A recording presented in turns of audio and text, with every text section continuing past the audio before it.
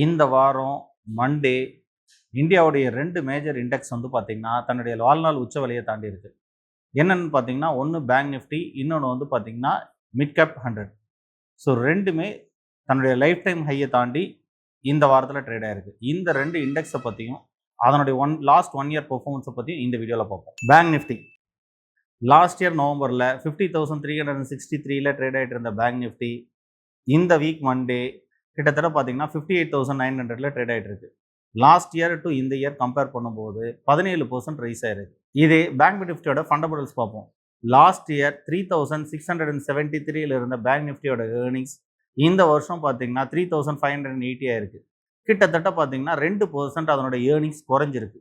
இதே பேங்க் நிஃப்டியோட BE ratio 13.37ல இருந்து 16.50 இன்க்ரீஸ் ஆயிருக்கு. காரணம் என்ன?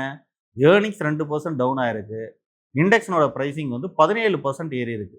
கிட்டத்தட்ட இண்டஸ்இண்ட் பேங்கை தவிர எல்லா பேங்கிங் ஸ்டாக்ஸும் 10%க்கு மேலே ரைஸ் கொடுத்துருக்கு. Nifty mid gap 100 index last year இதே நவம்பர் மாதம் 60,900ல ட்ரேட் ஆகிட்டு இருந்த நிஃப்டி மிட் கேப் இண்டெக்ஸ் இந்த வீக் மண்டே அன்னைக்கு 61,200 கிராஸ் ஆகி ஒரு தடவை ட்ரேட் ஆயிருக்கு.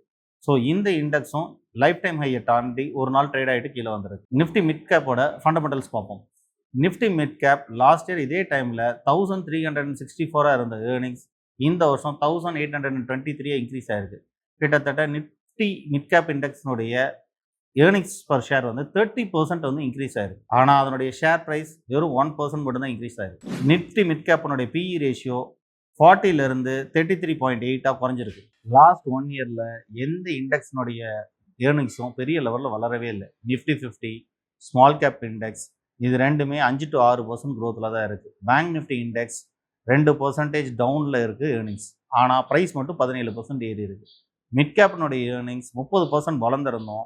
அதனுடைய ப்ரைஸ் வந்து பார்த்திங்கன்னா 0.5% மட்டும் தான் க்ரோத் இருக்குது.